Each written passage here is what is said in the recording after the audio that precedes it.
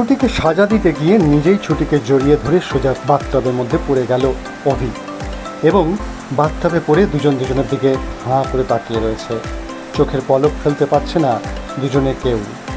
অবশেষে সেখান থেকে উঠে এসে ছুটির যাতে ঠান্ডা না লাগে তাই নিজে টাওয়াল দিয়ে ছুটিকে চুল মুছিয়ে দেওয়া থেকে আরম্ভ করে চুল শুকিয়ে দিতে থাকলো অভি।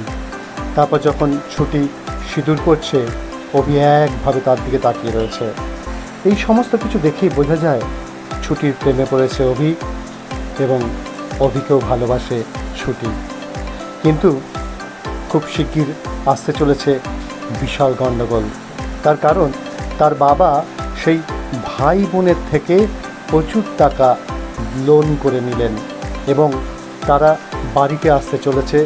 এবং ছুটির খাবার যে বাড়িতে ভীষণ পছন্দ হয়েছে সেটা তার বাবা ঠাকুমার কথাতেই বোঝা যায়।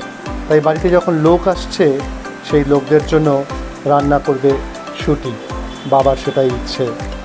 আর লোক কারা আসছে জানেন? সেই দাদা আর বোন। তাহলে কি এবার বাড়িতে আগুন লাগবে? সমস্ত খবরের আপডেট পেতে দেখতে থাকুন এক ক্লিকে বিনোদন।